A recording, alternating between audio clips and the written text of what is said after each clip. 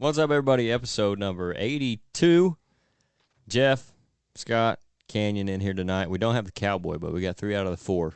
No guests. We're just going to go good old-fashioned podcast with the Ridge Hunter guys. I don't know what the heck we're going to talk about. We'll get into something. But episode 82. Here we go.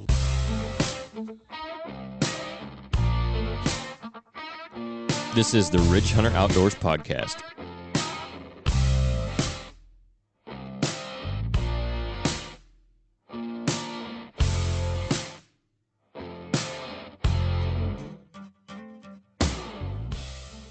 You'd think we could get air conditioning in this place. A fan would be nice anyway.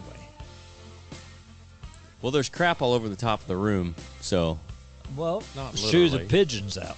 No, not literally, Oh, but okay. there's junk on top of this studio. Well, we don't want a fan on top of the studio. Well, you got to just get it want there it somehow. on the ceiling. You're still going to have to do something to hang the fan. We can not get my a box studio. fan in here. Well, I'm not sure it's mine. Well, okay. I don't know whose it is. It has your logo on it. Where? You're the boss. Yeah. At least you act like it. Well, I did start the thing. It should be worth something. Well, that's where we're going with it. Yeah, I mean, But I didn't have anything Boss, to do with we'd this like to have a fan. that's studio. right. We're not like the cowboy. We can't just adjust our temperature. Mm-hmm. Well, I'm not sure he does real well.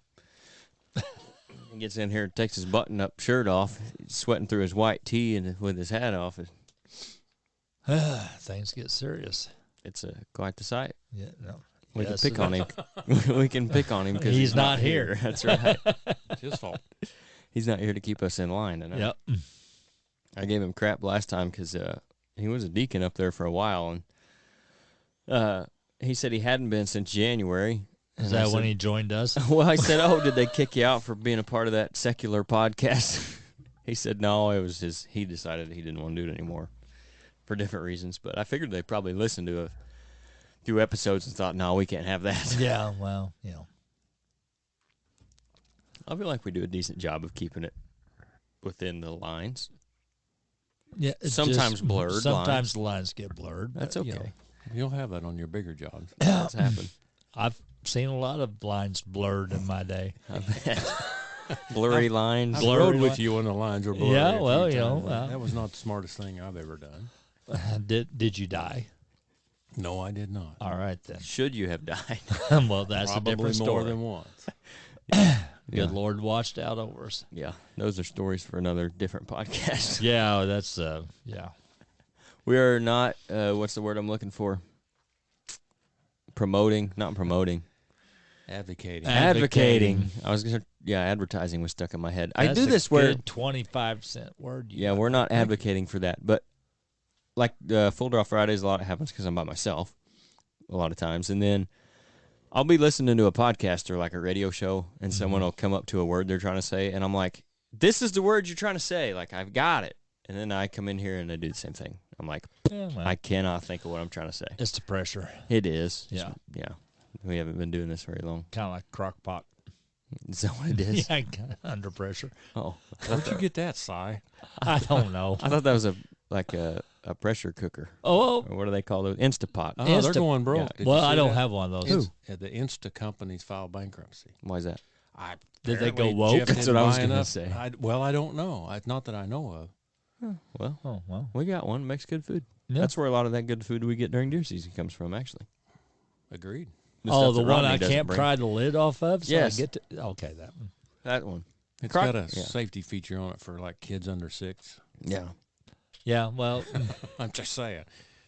after skinning deer for 12, 15 hours, you know, when you got to twist and turn and pull, and that's just too much. If my mind's still working at a 6-year-old capacity, I'm doing good. Actually. Exactly.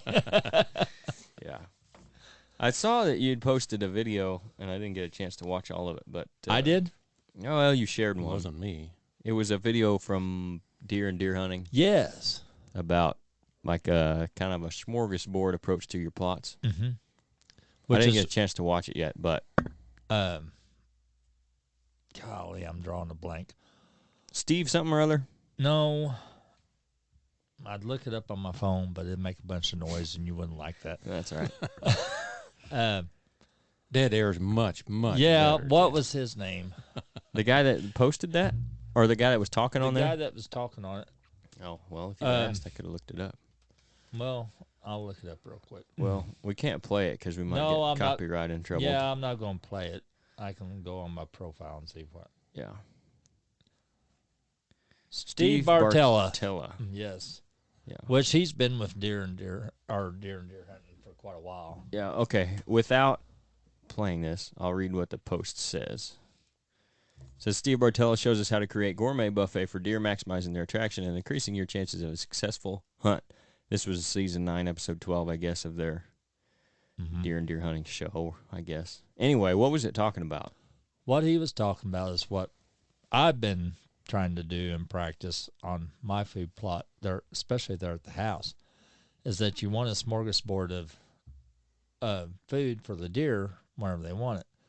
So, like one day, during deer season, the fall and winter seasons, the deer might want greens one day, they might want grains the next. Mm-hmm. So there's days that the deer might want corn and they won't want the clover or the brassicas, and there's days that they might want the clover and brassicas and won't want the corn. So you want to give them that variety, so that way you keep the deer coming to your specific location. Mm-hmm. Also, what he was talking about was the what he called the snake trails, where you have this long, narrow trail through the woods or whatever of food plots. Well, what he was trying to get people away from was that, the deer might come to it, especially the does and younger deer, but the bucks ain't going to follow that food around to your deer stand. Mm-hmm. They're just going to hit it wherever they go. Wherever they happen to cross it. And cross it and go on. He said, so whenever you're wanting to do what he suggested was doing the grains and the greens, mixing them together, but having a transition zone between, and then you set up your stand or blind or whatever on that transition zone and catch them. They're either going to go to the greens or they're going to go to the grains, one of the two. With my setup there at the house, even though it's not technically a hunting plot, right? We got the greens in the middle, and then we put the grains around it, and it seems like it works. And it's what I've been talking to. You want to give them something all winter long. You want to give them options, whether they want the greens. If the greens go away during the late winter months, they still have the options of the grain. That way they stay on your property.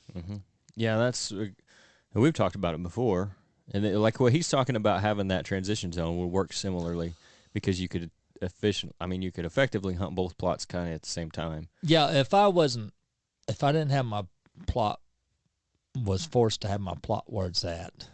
Well, what I'm getting at though is, like, even to do it the way that you've got it going, I think is good, because again, we talked about before, like if you have corn on this side of your farm and beans on this side, and you have brassicas over here and you have a clover plot over here, now, like to his point, if they want corn one day and you're sitting your brassica plot, well, then you've just minimized your chances of hunting. Yeah, if you have your stuff together. If you have your stuff in the same plot, and I do think there's a hierarchy to it, like if you only have so much room, go with like the grain or the greens and the clover, and then if you have that established, you can move into your grains and then put them, like what he's talking about, together, where that way, if whatever they're feeling, that's where they're going to come and be in your plot. And if you have multiple plots, I think a lot of times it's beneficial, aside from like the small plots in the woods where you need something real shade tolerant, like for example down there in Nate's sprout patch where it stays real wet and it doesn't get a lot of sunlight.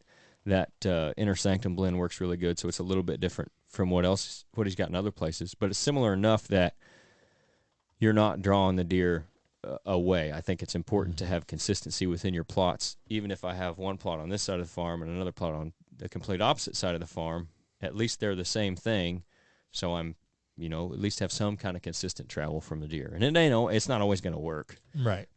And that's kind of what I wanted to, if I had anything to get into, it was that there's nuance to everything. I say everything. There's some hard and fast things, especially depending on where you're at in the country. But most things in hunting and life in general, but especially in the hunting world, there's nuance to everything, and there's not hard, fast rules. Right. Like you have to do this, you have to do this, and there's so much of that I think you see on social media and the TV shows that do it, that you have to do it this way in order to have success. You have to use this product, and I think that gets to the root of it. Is it's really driven by people trying to sell stuff. Mm-hmm. But yeah, it might be a good idea to do what we're talking about in places. Other places it might not work as well, or there may be other situations again where you have this little micro plot and you just want to do clover and not have a smorgasbord. That's going to work better for whatever spot, you know. Right, but if it's you got just if you got the acres for it, yeah, and you know the whatever I'm trying to say, the word that escapes me. Yeah, it's escaping me too because I. But you know, if you have the acres, and Well, I can't think of everything for you. well, you should. Okay. You have for 30-some years.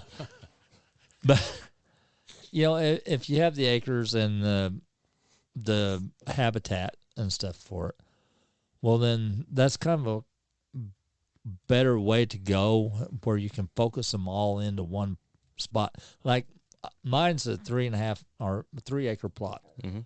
If it wasn't right next to the road, if it was off somewhere in the middle of a 200 acre or timber, and I had like the place we used to hunt had that 8 acre patch isolated back away from everywhere. Yeah. Man, that would be ideal. Yeah. That would be there's I no know. way you couldn't kill a deer off that. No way. I know.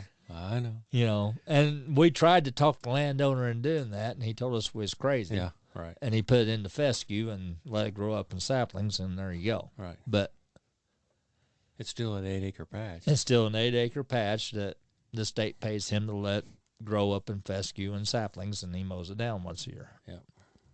Yeah. But, you know, if a guy had a setup like that versus mine, you know, because mine's more of a feeding plot versus a hunting plot.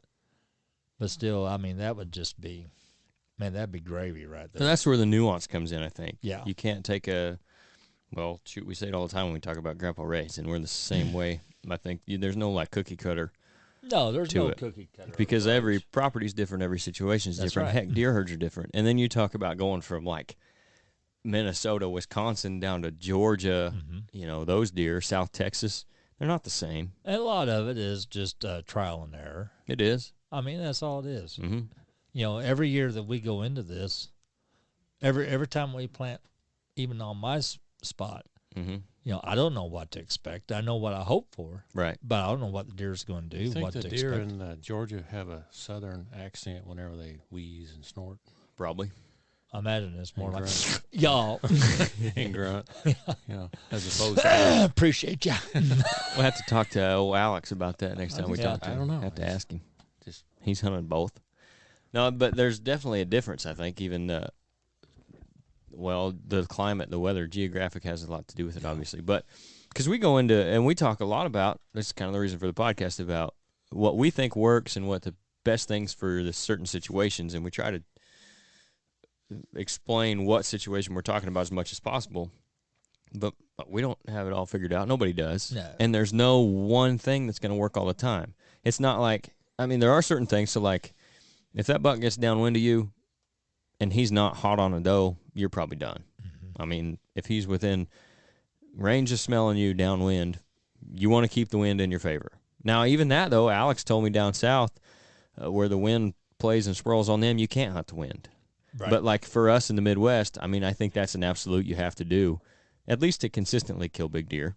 Now, if you're going to run into one and get lucky every now and then, or you're in the rut and one's so hard up for some doe he's after, he might not even look your way when he goes downwind of you. But, like, that's, to me, kind of a hard and fast rule that you got to play the wind to be good at it normally. But there's not very many of those.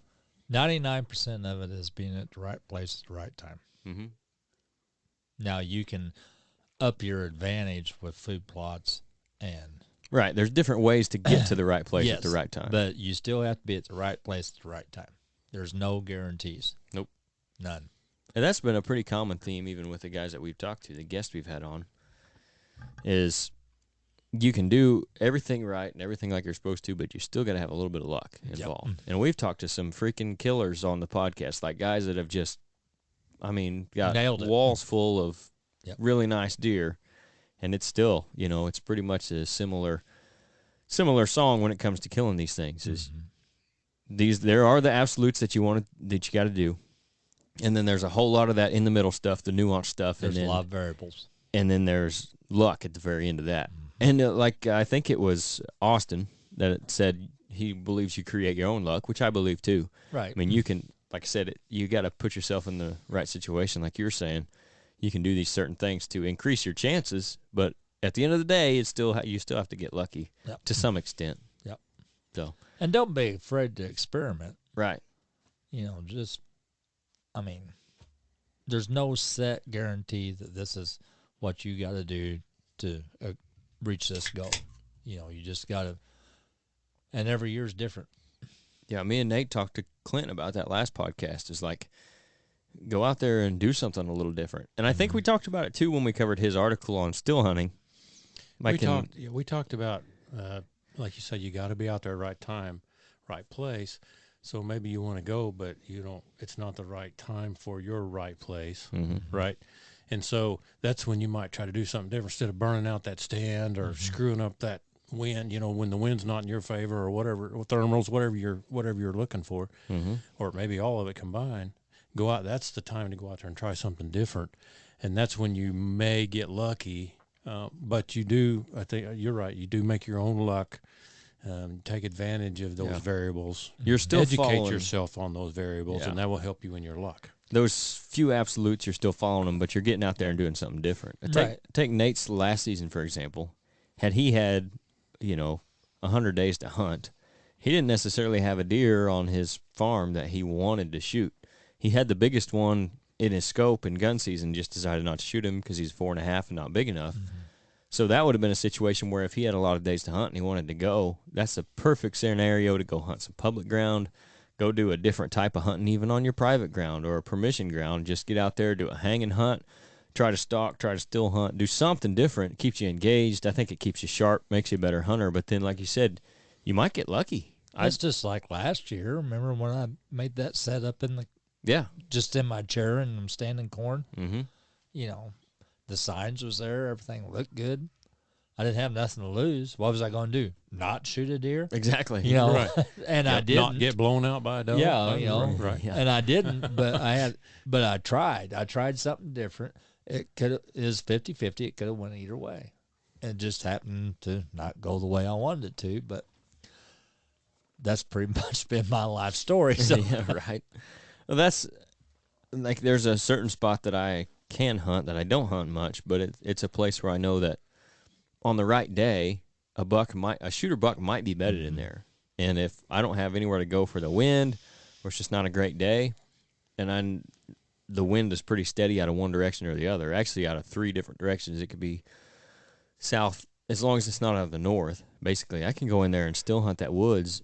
And I've had it been mature deer 2 different times, I feel like I could have got a shot off at a nice buck. The one time was a 3.5-year-old deer, and the other time it wasn't even that big.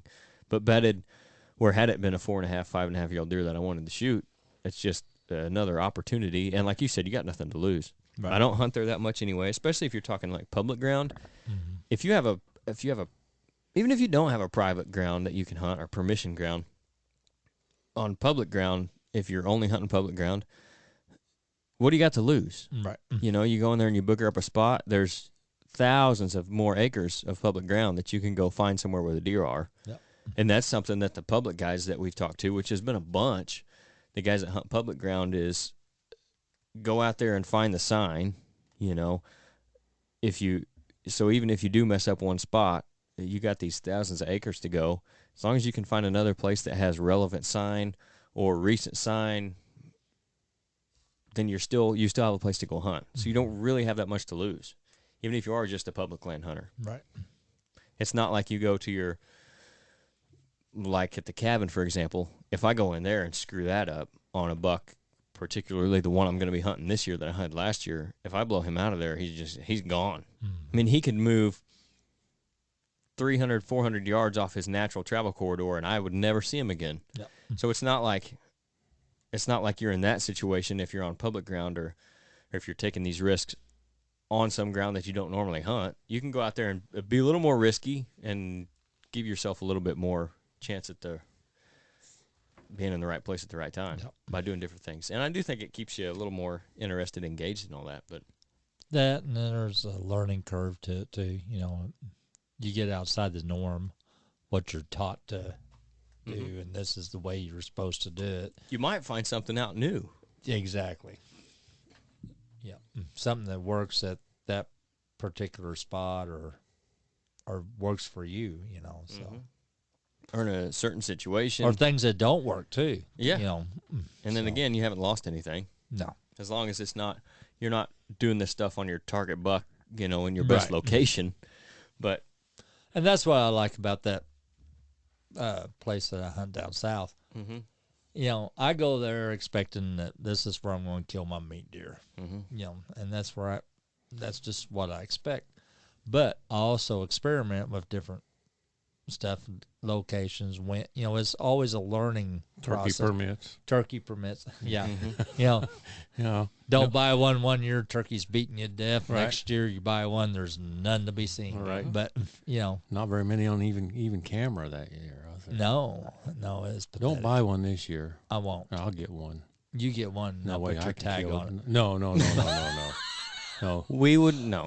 No. Sorry. I'll kill. Back to that advocating word that I was talking about earlier. That's that 15-cent word. Yeah. I'll kill the turkey, and you'll have fooled them because you didn't buy one, and I'll neek up on them. Is that how it works? Yeah. Okay. Yeah. OIT. We'll try that plan. Yeah. See how it works out for, and we'll see how that works out for us this year. And you can still go down there and get your meat, and it'll be all the same. Yeah. Yep. But or whatever you said. Whatever. Yeah. Close enough. Yeah. Same as. Yeah. But yeah, that's a spot where you can go and try something a little different. Yeah, I can go outside the norm, outside what the quote unquote boundaries are or whatever, you know, to deer hunting, and I really enjoy going down there, and of course I gotta stand there, and there's a few things I want to do this year. I want to try down there this year. I think what's intriguing to me about that spot, you never know what somebody's going to bump off that public ground. You never know. You might how many times have you seen deer on your cameras, never seen them before, never see them again? Yep. Or how many times have you sat there and seen deer that weren't on your cameras? Mm-hmm. And, you know, people are in and out of that. And I think it's a spot there, too, even along that, where it's at, that natural travel corridor. Especially in November, you get random bucks through there. Checking for does. Yeah, if I had the freedom to be there during the rut. But. Well, you do. Yeah, okay. Then I have to hear about it. Yeah, I think that's what intrigues me about it is it's one of them spots. I mean, most of the other spots that we go, you know, within reason what's there. You've scouted it. There's cameras. We've been doing it for 2 or 3 years or 10, whatever it is, and you kind of know. But down there, you just don't know. No, you have no idea. It might not be nothing, or it might be the biggest thing you've seen this year. Which is another thing about going and hunting. The time I went down there with you guys and hunted that public spot, or just hunting somewhere different that you don't hunt much, is instead of getting burnt out. Again, I keep going back to Nate's because that's just a really good example of you. He knows what's there. Mm-hmm. He's been hunting it forever. He runs cameras on it. He knows where the deer move. He knows where to put a camera, to set cameras to know what's on his property. Mm-hmm. Now, that doesn't mean there couldn't be a random one move through in November because that always happens. I mean, a lot of times it happens. But in that situation, he's sitting there, and basically he knows what's probably going to come by. He's sitting and thinking, okay, if it comes by, maybe it's bigger than I thought it was. Mm-hmm. And that's the best you can hope for. If you go hunt some piece of public ground, there might be a 200-inch deer running around in there. It's the anticipation of the unknown. Yep. I mean, really, that's what it boils down to down there. Which is why some guys don't run cameras at all. I prefer the benefits of having them and knowing what's there and knowing their patterns as opposed to the benefit of not knowing what's there and having that anticipation. Whenever I hunt down there, I'll run my cameras. I still like to know what is there regularly. Right. So that way I know what to target. Yeah. You know, but you still don't know what might just happen to show up. And it's a situation where if you have other places to hunt, like Steve Shirk was talking about with however many cameras he runs. Do you remember the number he said? It was something outrageous. Yeah, it was crazy. But a lot more than two. Yeah, he does guiding service too. So 200. yeah. I think it might have been like it was upwards of 200 or something close to that. 200. It was crazy. Anyways, I could be he runs all these cameras because stretching it, but he's not hunting on purpose. tens of thousands or thousands of acres of timber, Right. and he's guiding guys hunting out there too. So he needs to know, okay, yes, there might be something that comes through here occasionally, or a random buck, but I need to know where my best chance is to see a buck where he's moving through more consistently, so I can more efficiently and effectively hunt and spend my time. I'm not wasting time out here where something might come by when I've got a 150-inch 5-year-old that's coming through 3 times a week. Right. You know, that I think that benefit alone of having cameras outweighs the benefit of not knowing and having that anticipation. Right. And you still do have that. And I had the similar thing at the cabin. Every year since I've ran cameras out there, I've had new bucks show up, at least one new buck. And last year I didn't get a picture of him. Well, I got a picture of him as the day I shot him. I'll have at least one new buck that comes through there in the rut. And he might stay for a week. He might stay for 2 weeks. He might come in and go out and leave.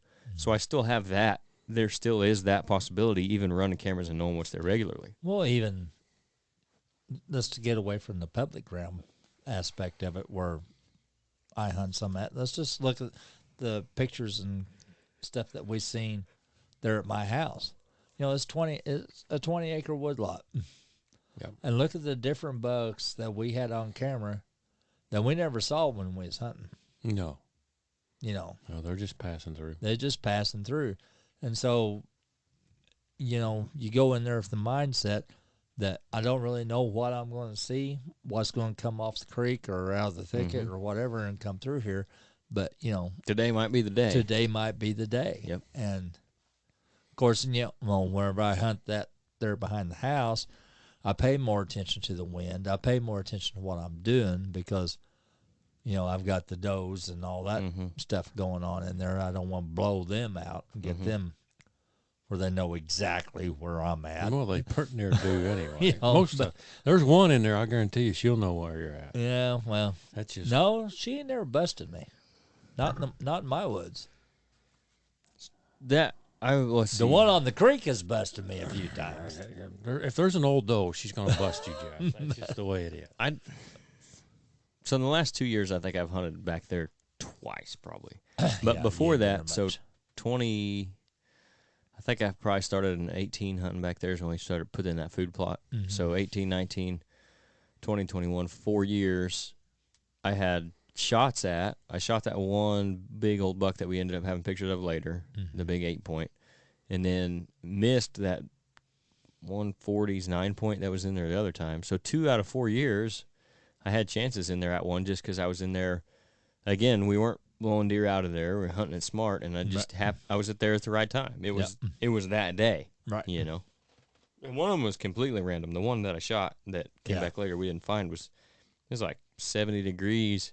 The reason I went there that day there was no reason for him to be there. No, that day. at 4:30 in the afternoon, eating in that clover plot. I mean, he was just, I don't know what the deal was. He'd come off the creek and was headed to the thicket, and he bedded down there. And yeah, I mean, it just completely random. Yep.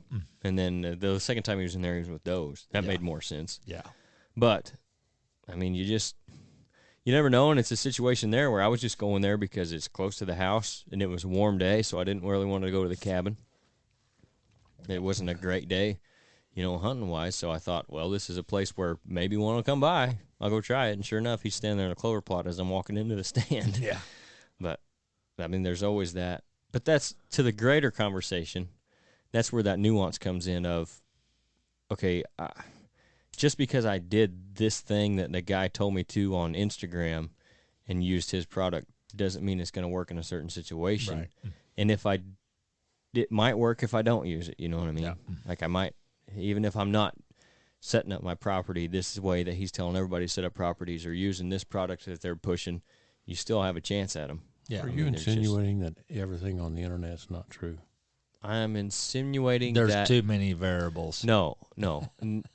I'm not saying everything on the internet is not true. I am saying that because it's on the internet doesn't mean it's true. Oh, okay. Yeah, that's more what I'm getting at. Good Lord. Well, it's not true for every situation. At least that. Yeah. And that's where I like the guys that we've talked to, and like Austin comes to mind because he does similar stuff to what we do, talking to Alex, talking to Clint, talking to Steve, all these guys, and I'm leaving some out. Talking to Uncle Jeff. Yeah, and Easton. They're not saying things that are hard and fast, like, okay, this is what you got to do. It's going to work every time.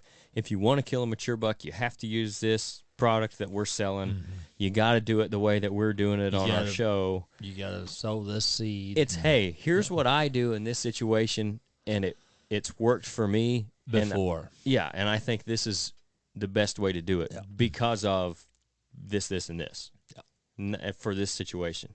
Not, here's what you got to do because I said so. Yeah. I am excited, though. I really want to try this, especially down there next to that public ground, about what Easton and his dad had come up with the mock rubs. Yeah, rub and post. Oh, man, I want to try that so bad. And I think that would be the prime place to try that because, we don't know what comes and goes through there. No. But if we can get them to come and go through there using their tactic, well, then that's going to up the odds. Mm-hmm. Now, whether it works or not, I don't know. It's a good place to experiment with. I haven't tried it, right. But I can try it there, and if it does work, great. If it don't work, well, I ain't lost nothing except, a few dollars in their product. Yep. To me, that's a similar thing to like the sprays that we use and stuff for doing your mock scrapes. It's not something that's going to be like a food plot, like just a set attractant, but it's more of like a movement sweetener, I guess you could call it, where if he's moving through here, maybe you pull him over. Come over here. And then he starts moving that way more often. Yeah. And he hits that thing. It's not like you're going to pull him because he found the food one time and keeps coming back from somewhere he completely wasn't. No. It doesn't have that same attraction, right. but I think it definitely could move them through an area in a location that you'll be able to shoot them, get a picture of them, whatever, more often. Right. Like same thing with the mock scrapes. Yeah. It's not like an attractant. Water hole's kind of a similar way. If it's not a big pond or something, it's just a reason for them to be where you need them to be when you're there. At least that's kind of my thought on it. Well, I mean, yeah, and if you can get them to habitually come there. Yeah, and that's the idea. Well, then it increases just get them to move chances. through there more often. Yeah. Yep. And like I said, there again, you experiment. We're going to run out things. We're going to run out of change for these words you guys are using. I've only used one. Well, but I mean, you experiment. You try new things. If they work, they work. If they don't, they don't. Right. But that's how you learn. If they don't work, you haven't really lost much, but maybe a little bit of time and a few dollars. But. And I think there are dollar things ain't worth nothing anymore anyway. So what the hell? I think there are things that you can almost take to the bank that are going to work. Right. If you don't have food in your area and you put in a good food plot, deer are going to come to it. Right. That doesn't mean that a ton of mature bucks are going to come to it. If there's none in the area, there's none in the area. Right. But deer are going to feed in that food plot because you don't have food around. If you don't have any water to speak of, if you put water there for them, as long as they find it, they're going to come use it. But like what you're saying, there may be some tactics and stuff that we read about in a magazine, or you hear some idiot on a podcast talking about it, like us. Now, I'm not talking about anybody else, of course. But you go try it, and then, okay, either it did work or it didn't work. And that's how you learn what works for your situation in your deer herd. Yeah. Speaking of water. And your location in the country. On a serious note. What do you think I haven't been serious this whole time? I was looking at Jeff. Oh, okay. Well, yeah, okay. I'll give you that. This is a serious face. Well, yeah. Okay. Seriously something. At any rate, speaking of water, on a serious note, and where we're at in the Midwest, especially where we're at, how many places do you think that there's not water close enough? I mean, just slim to none. Yeah, I mean, if there's water on there's a every 80 acres or I think it does depend on the year too. I think if you would have talked about end of last summer, There were definitely places, I think, where there wasn't a ton of water. Because a lot of those creeks, dry up. We don't have... I don't know. The creek behind my house never goes dry. There's spots in those creeks that aren't going to dry up. And in our area, they're all spring-fed, even in the middle of summer. Yeah. They're not running. But they're if not that as was full as they were. But there's still water there. But if we didn't have times where there wasn't good water everywhere, we wouldn't have the EHD outbreaks that we have occasionally. But they're drinking that water. Mm-hmm. There's water to drink. But It may not very be- much. No, it may not But be it doesn't much. have to do with Just the enough to water. kill it. It has to do with the. It has to do with the. Well, potentially. The midge is in the water. Midge is but, in the water. But what happens is that they all go to the same water hole, which is why it becomes widespread, but they get into that mud and stuff that you see when the water goes down in those ponds and whatever. That's where those live. In 2012, when we had the big EHD outbreak, and it wiped out, I'm going to say right here in our area, I'd say it wiped out at least 75% of the herd. Hundreds of bucks, literally. Yeah, bucks and does. I mean, you couldn't drive down the levee where we farmed at without smelling dead deer everywhere. Mm-hmm. It was just awful. Well, a lot of that, it wasn't because of the creek, river, whatever you want to call it. It was because of the old cutoffs, what we call sloughs. Sloughs, yeah. Into your mic. It was because the old Attaboy. cutoffs and sloughs had dried up. Mm-hmm. There's a little bit of water in there, but there's a lot of that mud, and that's where the midges attracted I heard that to. somewhere. Yeah, and so I mean, it hasn't. It's not because of like the creeks and the rivers and stuff like that. It's because you have the places like that where stagnant water, nothing new coming into it, and it dries up, and then the mud and things go on and happen like they do. And that's where a lot of our kill around this area came from. And I think it depends on the deer, too, because you talk from one deer to another. You talk from one deer to another. Not to one deer. That's what you said. If you're talking from one deer to another is what I said. Oh. Yeah. One of them might have a home range of 200 acres. Another one might have a home range of however many square miles. If there's no water in his 200 acres, then for him, there's not any water. He's going to have to expand that to go find water. I'm guessing how many places in where we're at can you not find water on 200 acres? Right. Seriously, I mean, that's... and that just kind of goes back to reverting to trying to use something as an attractant. I'm not sure water is something that you really want to mess with much because most of it's... No, I wouldn't say it's an attractant for sure. Most of it in this area is plentiful enough that they can get a drink in their range, whether it's 200 acres or 5 square miles.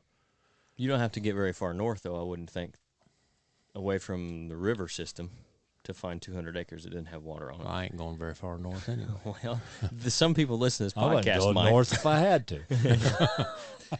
It's cold up there. No, I think you're right. If you're going to spend, unless it's a situation where you can get on a map and you can't see any water and your neighbors don't have ponds and there's no wet creek system or no river around, then you might look at water. Right. But that's definitely not the first thing I'm looking at when it comes to habitat improvement for deer. I'm going to food and cover, I think, are the first two, and then you go to water. But like you said, a lot of places are going to have water somewhere at least close enough anyway. Well, if they didn't have the deer, wouldn't be there in the first place. Yeah, they know where their water supply is. Right. Yeah, they have to. Yeah. But that's the thing, though. If they didn't have the deer, wouldn't be there in the first place. We knew where all the watering holes were. If you're trying to get deer there and you don't have water, that kind of makes the point, though. Right. But and even when they dried up, we didn't die of midges. Well, we didn't share much either. No. That's a good thing. There's been a lot more than EHD going around. I have morals, Well, name one. Yeah. I thought about talking to that, but we may do a podcast on it later in the summer. Actually, morals? It would, that too. I have to leave some of us out. Yeah. I'll get Nate in here for that one. There you go, boy. No, He'd be the only one qualified for that discussion. We've got standards. Yeah, sure. So, high or not, remains to be seen. But depends on where you set the bar. I thought about doing a podcast. Use a product of one of them. So, it would probably be a Friday episode, but talking Pretty about high bar. like the EHD difference in that and like the CWD and stuff. Because I think there's a lot of people who don't completely understand the EHD and you hear it referred to as the deer flu or blue tongue or EHD. And the EHD is it's a type of hemorrhagic disease. Yeah. There's different ones.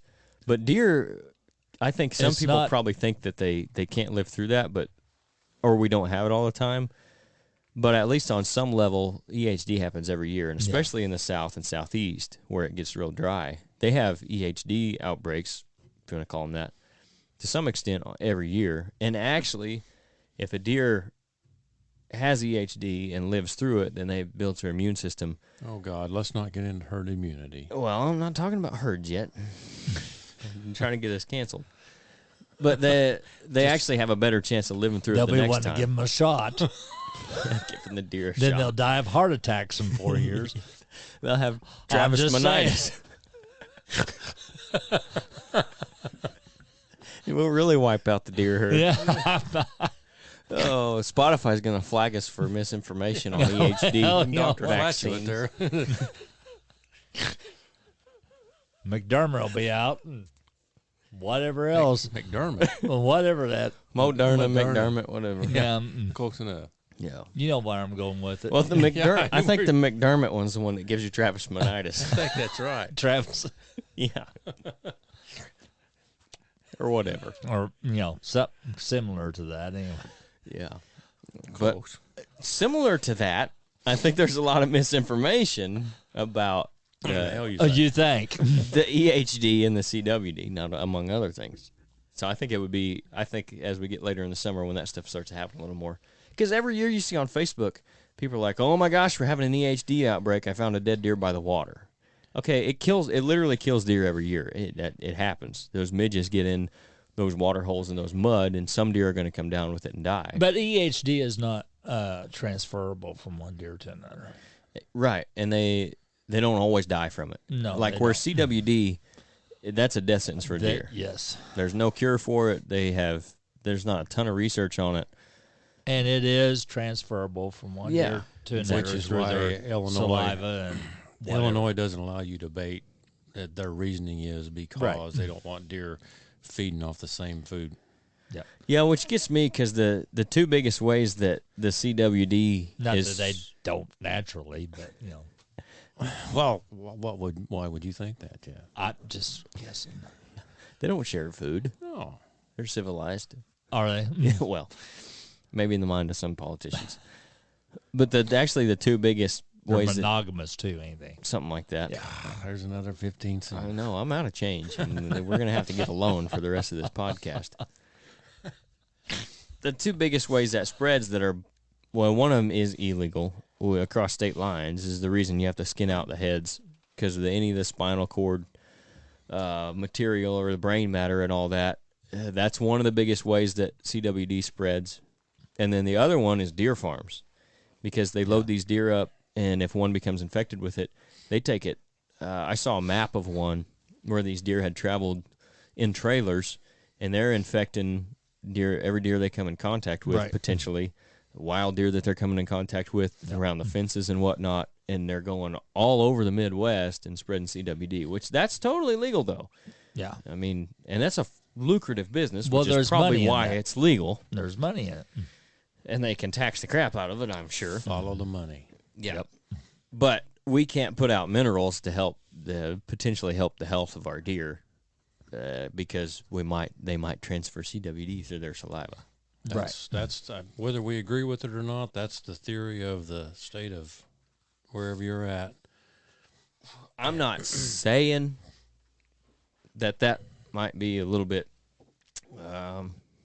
I'm sure that's the case. I'm sure if there's a CWD deer that's spitting up minerals, and the next one comes along, that's probably spits up minerals. That's probably what slobbers all over them. Whatever you want, whatever term you'd like to use, Mr. Fry. Right. Yeah. Okay. I was being nice. But if we're still allowing deer farms and moving deer all over the country, why can we not give minerals? What's the difference in that and a farmer runs a grain cart over at the corner of his field because he want to make just one more round. Right. And then an infected deer eats out of that corn pile, and then another one comes along. Same thing. Well, that wasn't Or a food intentional. plot, or eating off the same ear of corn, even standing corn. There's a whole lot more corn in the end of the field because the farmer wanted to make one more round than there is mineral. Yeah. And there's no benefit to that corn laying on the end of the field. There's a lot of variables there. On the farmer part or the mineral part? Yeah, on the farmer part. But I got a variable right here. Might have something to do with it occasionally. I mean, Only when they open the door, to be hands fall out. to be Blunt? Candid. Thank you. I told you guys, I'm out of flipping change. We got no more. Now, that's not a 15-cent word. No. That's at least He 10, just had though, a and I'm brain out of fart. dimes. To be candid, though, whatever state you're living in, hunting in, even here in Illinois, whether we agree with their guidelines or not, and think that they're full of nonsense, which Illinois is a democratic state, so there you go. But Tends to be full of nonsense. yeah. So, but Where's that bleep button at? We're going to get canceled. You still have to follow the guidelines. Whether it makes sense or doesn't not. matter whether you believe in it or not. No. The law's the law, And there's so much nonsense and just ludicrousy going on in this country anymore. I mean, my God. that's why whenever we want to put out minerals, we have to go to a non-CWD county in Missouri, and Right. test them out over there, and that's fine. Yeah. We got guys over there. Yeah. That's where the big D's at. Yeah. Because, I mean, we don't do it here. All of them or just the one? All the big D's? Yeah, I don't think No, they're all there's in only Missouri. one big D. Okay. I let the cat out of the bag. Now everybody knows where he's at. Yeah. Iron County, right? Mass exodus. Iron County, Missouri. Ain't that right? Close. Well, Yeah, something somewhere like in that. No, let's not give all the secrets away. He's got to have some There's got to be private some life. cushion there. My Lord. Oh, he's got cushion. Wear that boy down to an oven. You're thinking of his brother. Yeah. Fluffy. Fluffy. Yeah. He's got cushion. I don't even know where we got off track there. I don't know either. We run that summit right off the rail. He better throw the switch to get us back Too on the late. main here. We crashed. We did. No, actually, though, one thing I did want to talk about, we started talking about it earlier, was we're talking about maybe replanting your corn Maybe. Oh, my God. We got to. because we had, well, for one thing, it's been dry. So what are you thinking? What happened? What am I thinking? Yeah. Well, I'm looking your way. it was way too wet earlier this spring. We couldn't get in there and work the ground and everything and plant like we needed to. With my schedule, work schedule, and Canyon's schedule, it just didn't mesh. Then when we was finally able to get into there and do it, well, then they shut the spigot off. And there was no water to be found or bought or anything else. So I'm thinking what we did, and this maybe you had to go with what you know. You had to plant the seed into the moisture for it to do anything. I think the moisture, even though we planted the corn especially, 2.5 inches deep, Probably, yeah, 2. I think the moisture got away from the corn before it actually germinated good and sprouted. Now the milo and the beans, we plant them the same depth, they all come up. But it takes more moisture to get that corn. And plus, I was planting old corn.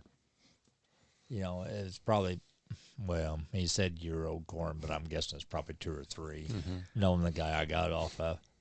But, it was free, so I can't complain about That's your that. favorite color. Yeah. You're right. Right. I can't complain. I can't gripe about that. No. So, anyways, I think the moisture got away from the corn before it was able to actually spike up and get through. So I got about a 10% stand.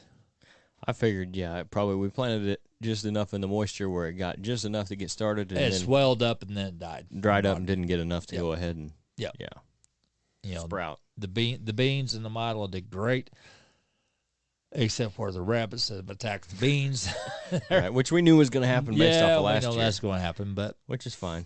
Nothing wrong with having rabbits around. no. Guy might get hungry one day. But the corn, I was kind of disappointed in that. But that was as much my fault as far as weather conditions also. Now I went and checked tonight. I've got, since we had that 1.5 inch rain there last Sunday, I've got moisture down less than 1/4 inch. And so as soon as we can get in there, as soon as Kenyon gets freed up where he can, I think our best bet is just go in there and no-till that corn, no-till it in there. Mm-hmm. And then by that time, it's going to be whatever happens.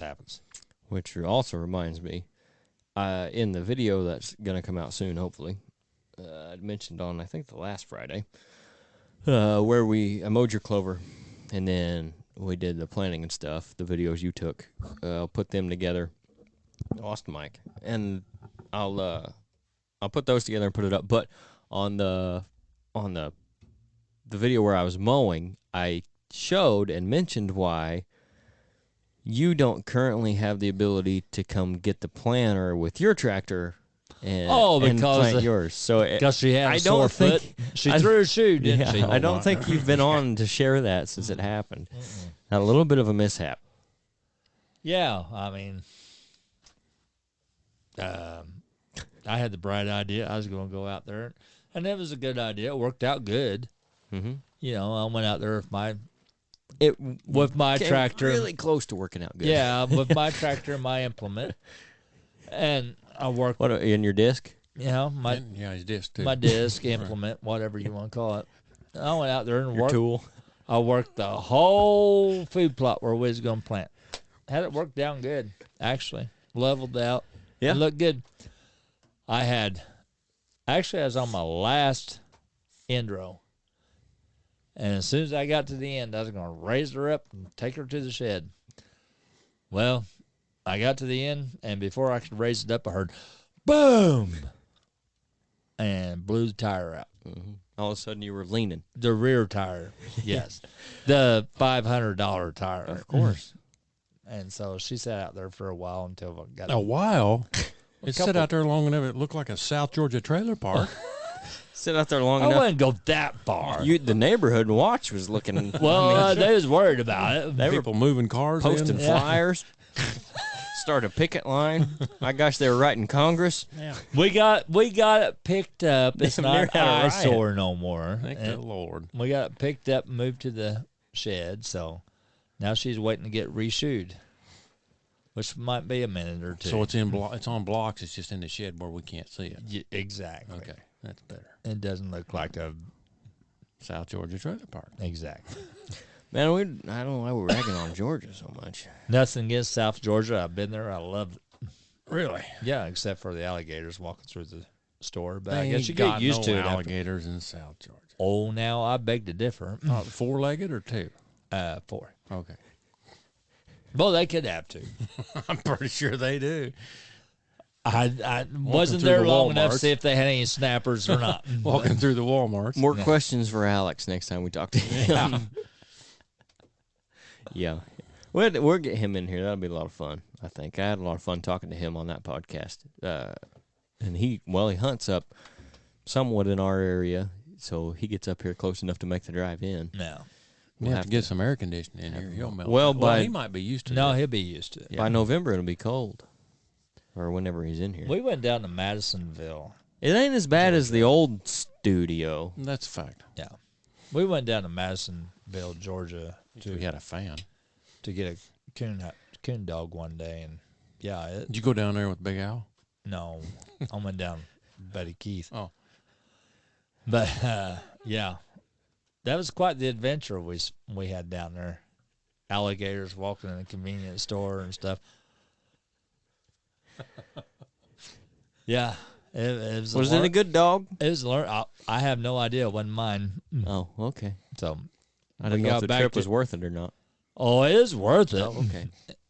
Not specifically as far as coon dogs, but it is worth the adventure. Yeah.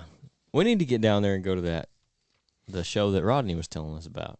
What show is that? Well, it was in Alabama, right? He said Oh yeah. the Southern Show. Now there's the Yeah. there's the Dixie Deer Classic, which is in It's Iowa. not in Iowa. No. It's at the same time as I'm the Iowa guessing. show, and it's in Alabama. But Maybe there's I vote for that one. It's a lot warmer down there.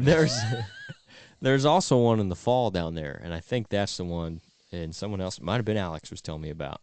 I think it would be worth checking out. And we got the Deer and Beer Fest coming up here in August, so I don't know how that'll all work out because I liked that show a lot, and I think it'll be another good one this year. But I think it'd be interesting to go down there and talk to some different people. Oh yeah, I mean, we like to fish and stuff, so They do a lot of catfishing. They do a lot of catfishing down there. I like following on Facebook. I'm not trying to give them a plug or anything, but I don't care. I like watching Jeff and Hannah Barron, and they go down there all the time they advertise that Alabama show down there, and so I'm guessing if they go down there, and I'm sure that the Realtree guys and all them go down there also. Yeah, I think that's probably the show that Waddell's at most of the time. I think so. I think Waddell's down of course, there. he was up at Nebraska or something this past year, or North Dakota or something like that. But when we were in Iowa. Well, we seen Lee and Tiffany up at Iowa, so. I think, and someone, again, we had on recently, and they all run together. Maybe it was Clint that said that the Iowa show, I think it was him. If you have not been to that one and you're a serious Midwestern deer hunter, that's a show to go to. The Iowa show. Yep. And I think the Dixie Deer Classic is like that for Southern deer hunters. And this one in the fall, I'm not sure what the name of it is, but from the sounds of it, it's similar too. Yeah.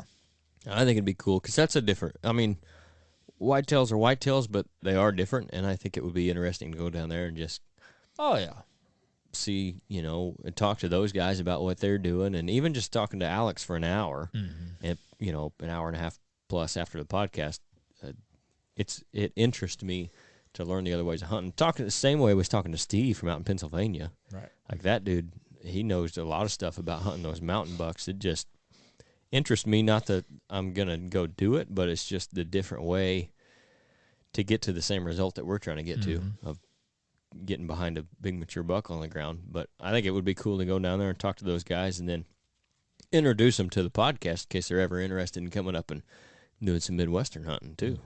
They could have a resource for some semi-sufficient information. Yeah. No, I agree. Yeah. I'd be all for going south. I'm looking forward to the Deer and Beer Fest this year too. I think it's going to be good again. That's in August, you say? And we're going to be up there with Luke's going to be there, Oswald that we talked to before. The Radix guys are going to be up there. There's a vacation. I would say that Rodney's going to be up there. I have to work for you on my vacation. Not all of them. Most of them. At any rate. Yeah. I think it'll be good. We'll be right there in that block with those guys. So pick your poison. Yeah, you've got your Rodney's there, and is your other guy that you're talking to there too? Which one was that? Radix? Yeah, he's going to be up there. We'll be in the same block as him, which is who Rodney works with. Correct. We talked to him up at the Iowa show. The guy that runs that, and he's a cool guy, so we might see if we could have him on or something. So you've already got a spot reserved for us? Yep. I have a deposit on us. You just told me you had to work. I said I didn't know. Most likely I'll have to because that's how it always plays out. And that show is... I know a guy. Do you? I know a woman. Wow. It's even better. There you go. Yep. Depending on what you're looking for. Well, we know. We know. Yeah, we know what he's talking about.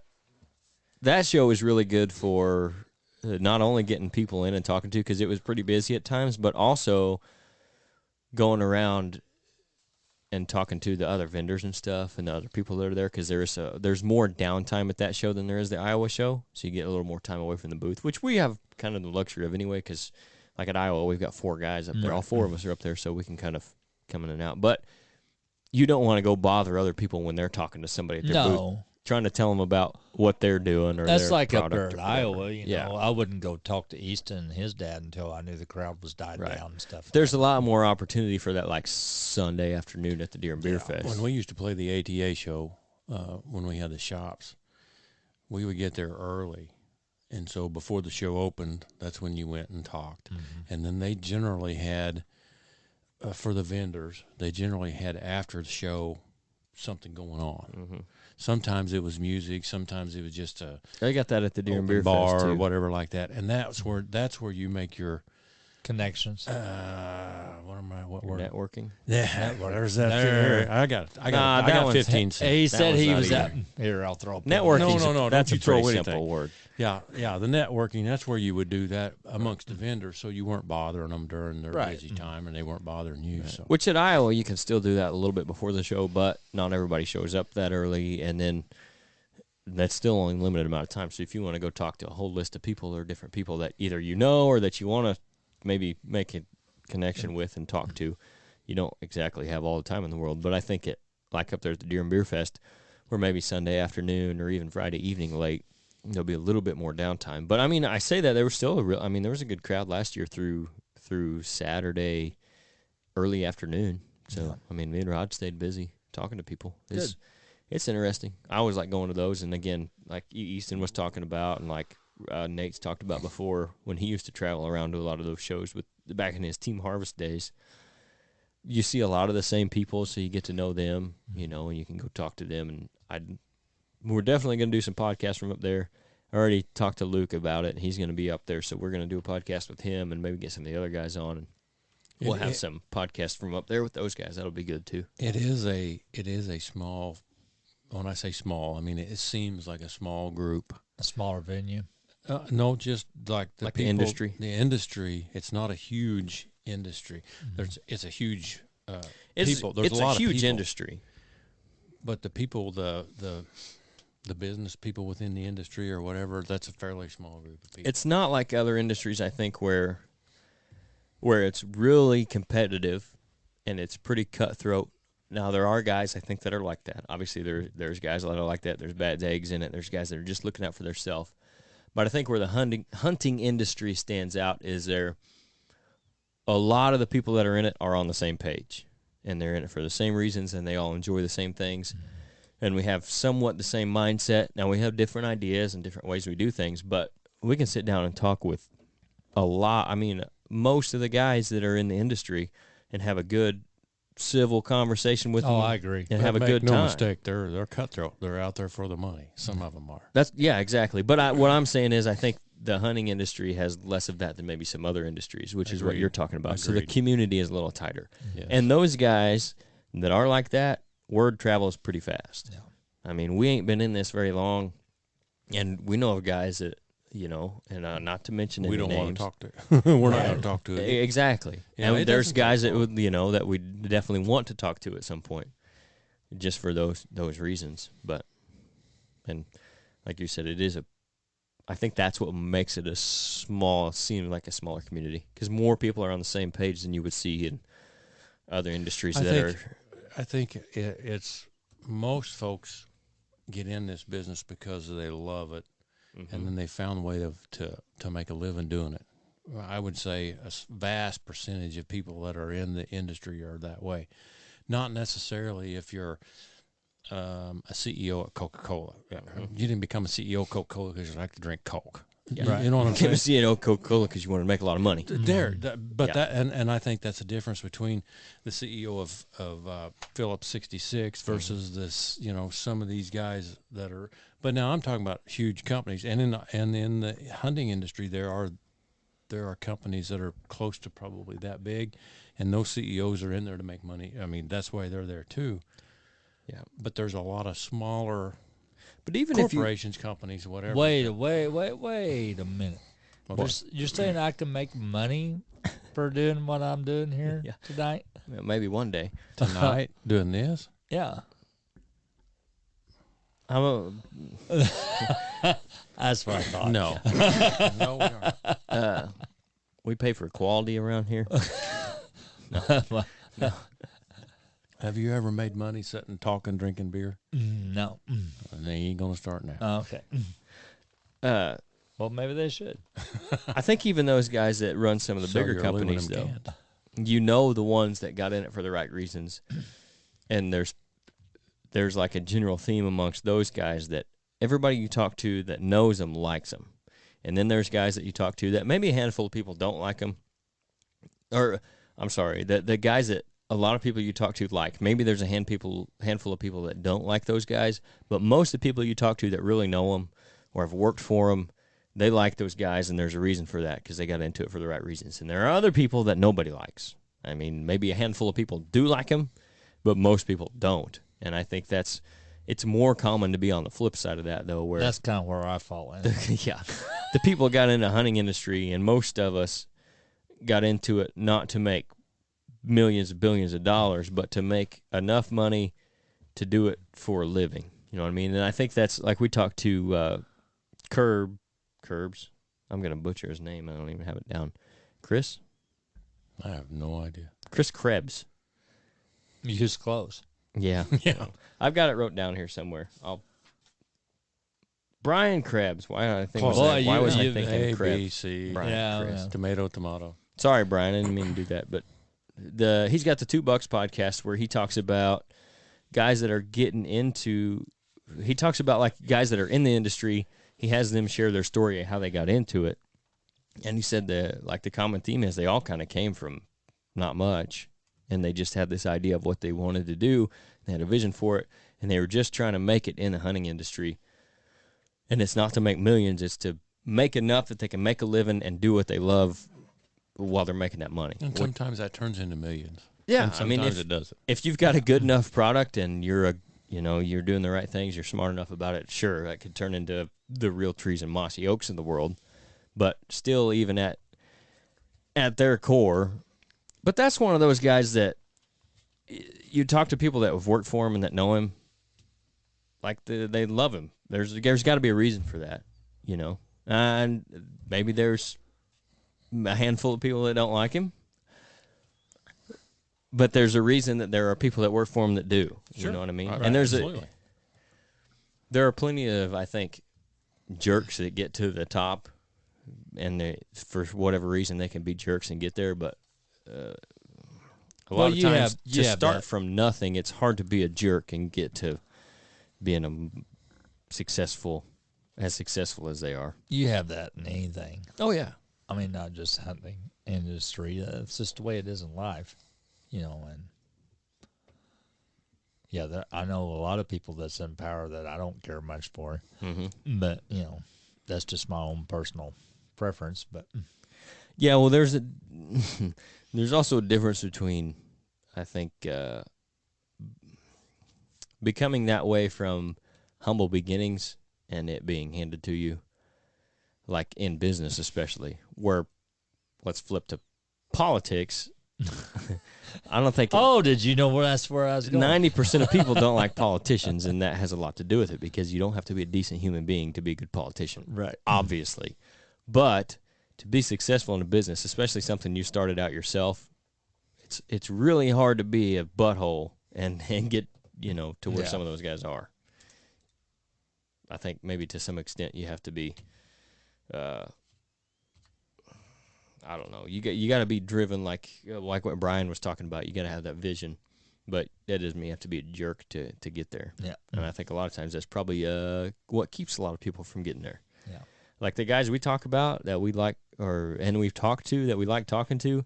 Pretty similar theme of our guests on the podcast. The guys that are doing it and being successful at it, they're all good dudes. Like you enjoy talking to them, and we could sit here we talk to them for an hour, but we could talk to them for 3-4 hours, and just because you like talking to them. And I think that's more of a common theme within the hunting industry, which is why, again, circling back to why it's such a close-knit group, or at least it seems like it. right.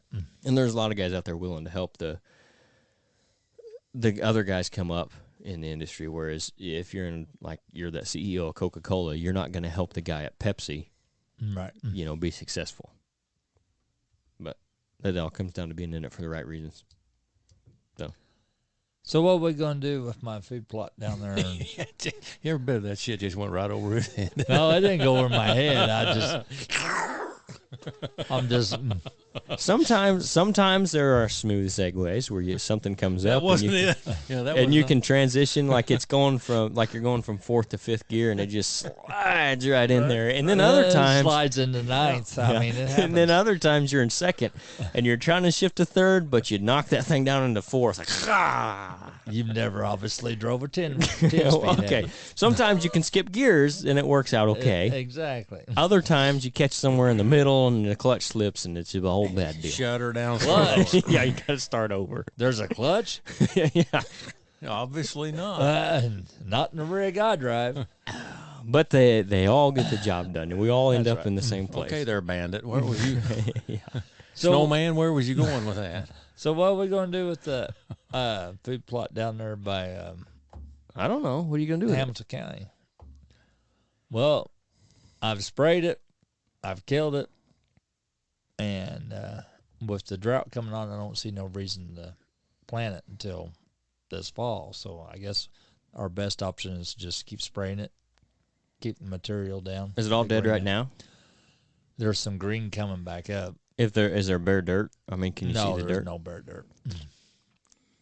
But everything there's dead, for the most part. For the most part, I mean, there's some green starting to come back through. Sometime we're between going to have to spray it again, obviously. sometime between now and early July, if we got like a 60-70% chance of rain, I would go in and broadcast some buckwheat on it, and then spray it the day you broadcast it.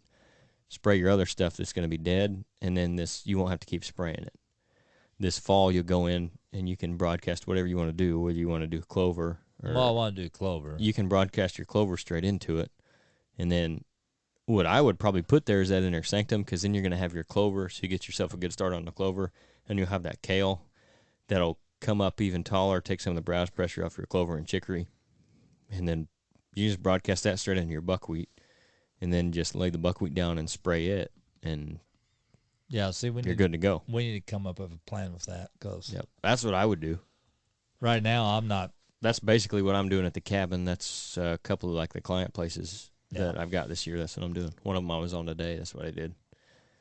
I think that's the best way to do it.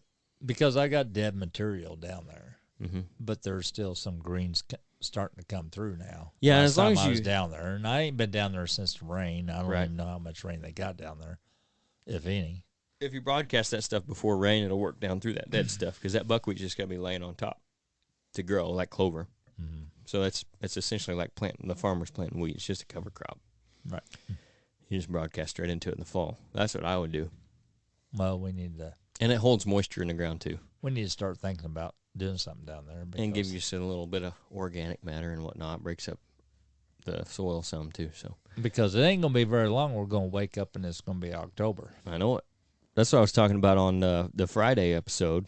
For about 120 days, give or take. That like I'm saying, they ain't going to be very long. There's another Friday today, I guess, when we're recording this, when the episode came out. But just another week closer to October. We're halfway through June now. Sometimes I'll start a sentence, and I don't even know where it's going. I just hope I find it along the way. I have that one saved for you. I just accidentally hit it on the board. Oh, that would have worked really well just about 5 minutes ago. Talk about time delay. Yeah. Gazam. Yep. That's how professional we are. That's right.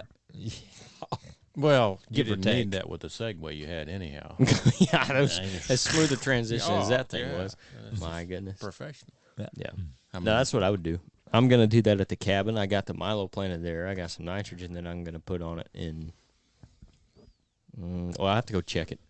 They say everything I can find on the Milo, and maybe you can confirm or deny this, about the 5-leaf stage, whichever stage that is when you want to put my nitrogen on Milo. That's when it has 5 leaves. No, I'm saying I understand that Just part off of it. the top of my head. I don't a think wild-ass you understood the question, though, or what I was saying. They're saying that stage. Don't put dos, tres, liquid cuatro, nitrogen cinco. on it. No, no. No, if you put liquid nitrogen on it, you're going to kill it because it'll burn it. But they said at the 5-leaf stage, which even I'm smart enough to know that means when there's 5 leaves on it. you threw me for a curve there for a second. I didn't really. I thought it was pretty straightforward. But when it gets to that stage, that's when to put nitrogen on it. Yeah. Yeah. Yeah, but like I said, don't put liquid nitrogen on it because you'll kill it. Yeah. You'll burn it down. So anyway, I got that at the cabin. I'm going to put some nitrogen on it when it gets to that stage. Best thing to do if you're going to put nitrogen on that after it's emerged is to put it between the rows. Because it needs it, because I'm sure it needs it. I didn't follow all our normal rules that I give people doing food plots. I didn't do a soil test on it. And it is Shame on you. It is a new plot. It's only like $40. Yeah, I know. But it's coming up. What was you thinking? So I wasn't, clearly. Obviously. Unfortunately, when you do stuff for other people for a living, and you might understand this, now. your stuff gets pushed off till the end. And you don't always have time to do soil tests or go hunting. So Or anything else in your life. Why are you bastards looking at me for? well, I just thought you might understand that when you do stuff for other people, yours I gets put understand. off Yeah, till the end. right. So Believe that's me, where I I'm at understand. on my food plots. Lord, do I understand. Oh, now.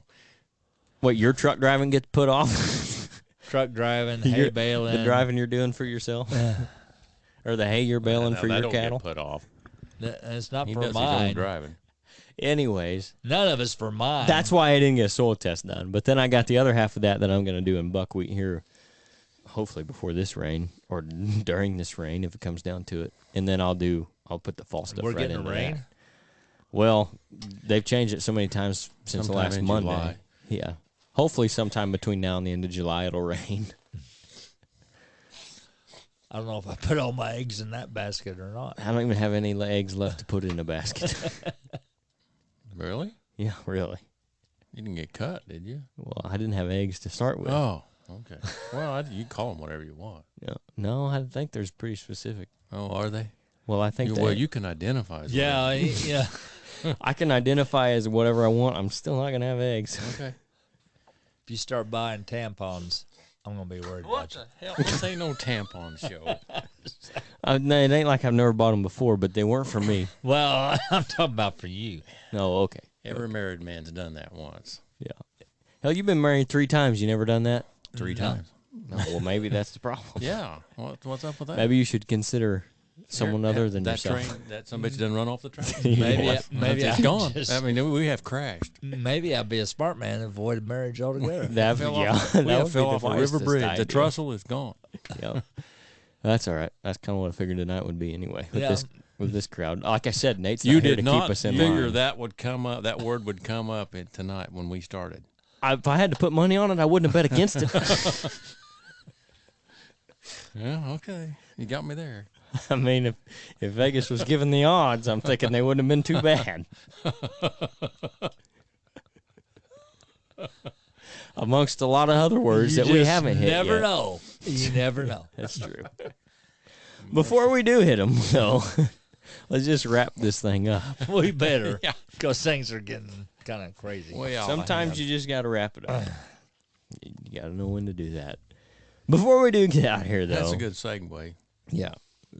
We talked about it Or a little bit. nuisance or something Yeah. like that. We talked about it a little bit earlier. Nuance.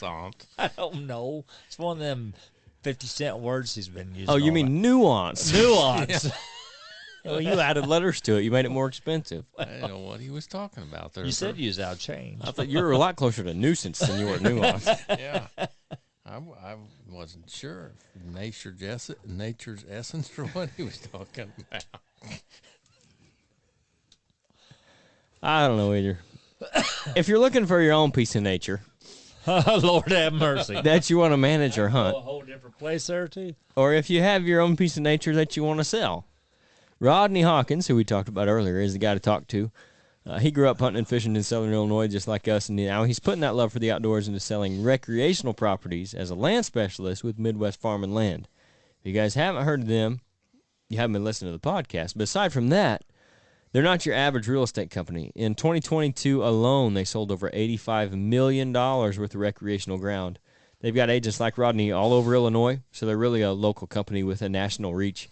For more info on them, on what may be on the market, if you want to get your stuff on the market, whatever it is when it comes to real estate, recreational properties, you can just contact Rodney directly at 618-925-3153. He'll get you taken care of. He's also recently started a new company called RG Outdoors. Right now, they've got hard and soft-sided blinds and blind chairs, all from Radix Blinds, who we talked about earlier. They've got an all-natural elimination product called Camo Dust, which we're going to try out this fall and see if it can keep Jeff from getting busted by some old doe. I got a whole can of it right here. That's right. Busted by more than an old doe. Yeah. And then he's got Burner self-defense weapons on top of that, and he's also got Tacticam trail cameras now. So if you're interested in anything they've got to offer, if you want to keep up with them on the new products that they got coming, because he's all the time working on new stuff, just send them a message to their Facebook page, RG Outdoors. You can email them, rgoutdoors@yahoo.com, or again, just call Rodney directly at 618-925-3153. Will this keep you from being busted by the popo, too? I don't think so. Oh, okay. He did bring that in the shop. I'm definitely going to give that a shot. I think abiding by the law would keep you from being busted by the popo, but that's just me. Our other sponsor for the podcast. Well, there goes that. Oh, damn. Is Grandpa Ray Outdoors, and for some odd reason, they've been working with us for a while now. They're our longest-standing sponsor. They specialize in providing the best nutrition for white-tailed deer on your property, starting with the soil. They've got a full line of high-quality food plot seed and plant foods. They were started in 2015, but John's been in the seed and nutrition business since 1991. They've got over 14 different food plot blends to choose from, so you won't have any trouble finding what you're looking for. They've got fall and spring blends, corn and beans, switchgrass, liquid fertilizer, soil test kits. You name it, they've got it. These guys are about one too many deep. Keep going. I am. Don't worry, I'll power through. So we've used their products on, well, some of them are on Jeff's property. We use them over there at the cabin. A lot of our own properties. Nate's used a lot of them. The Inner Sanctum I talked about earlier. Big D. Don't forget the Big D's property.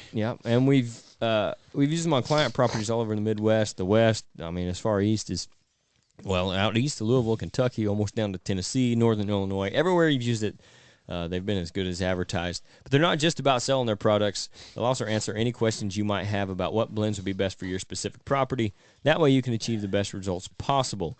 Like I said earlier, John and his team, much like us, don't believe in a cookie-cutter approach to wildlife nutrition. They're going to treat you and your situation individually. If you guys want to support the podcast, support your deer herd, get yourself some good food plot seed or whatever you're looking for, go to grandparrayoutdoors.com and use the discount code RHO Podcast. That's all lowercase, no space, and you get 5% off your entire order there. Also, don't forget to follow us on social media, Ridge Hunter Outdoors on Facebook and Instagram. We have a Facebook group now at RHO Podcast Patrons where we'll post some exclusive content. We're going to post the guests we have coming up when we can, so you can ask them questions directly.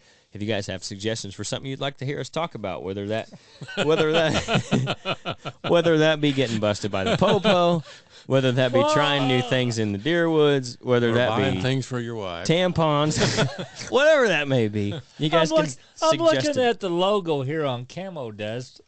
Don't get busted, get dusted. Yeah. Man, you can't go wrong with that. No. I mean, You need to go out and buy you a can. yeah. So back to the Facebook group. Sometimes I'll start a sentence, and I don't even know where it's going. Oh. I just hope I find it along the way. I know Sometimes exactly where it's going. You Yeah, just don't okay, wanna so follow see, me. that's why I got that sounder for you. Anyways, they're RHO Podcast Patrons. That's the Facebook group. Nobody's listening at this point anyway, so it doesn't matter. That's right. You guys can check it out. Again, suggestions for anything you want us to talk about. We may or may not take them.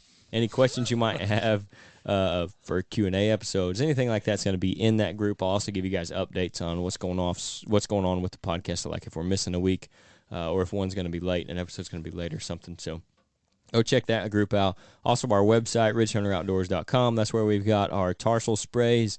That's where we've got our own blend of food plot seed, which we also have at Jeff's. I've got on several client properties now. I've got on some other properties. If you want that, anything else you find on the website, apparel, you can use the discount code RHOPOD. That's all caps, no space, and you get 10% off of everything in your order. Follow us on Apple Podcasts and Spotify. Leave us reviews there. That really helps us out as well. It doesn't even cost you anything other than a couple minutes of your life. And then YouTube, subscribe to the channel. Like and comment on any of the videos. We got some new stuff coming up there with Jeff's property. We got some a vlog video coming out on that one soon. I'll keep you guys updated on the cabin video. And then hopefully this fall we'll have some other stuff coming up for you guys. Like I mentioned on not this Full Draw Friday, the one that just came out. But the week before, I talked about some stuff that maybe we have going on for the fall. We're going to try to do a little bit more of a traditional YouTube hunting style show if we can get everything lined out. So if you're going to keep an eye out for that, the best way to do that would be to subscribe to the YouTube channel. And then follow us on social as well. We'll always post about that or anything we got coming up. Appreciate you guys tuning in this week. We're going to get out of here before we really get in trouble or get canceled for some reason. Hey, man, it's been fun. Or lose a sponsor. Anything like that. Thanks for tuning in, guys. We'll catch you again this Friday on Full Draw Friday and then next week for another regular episode.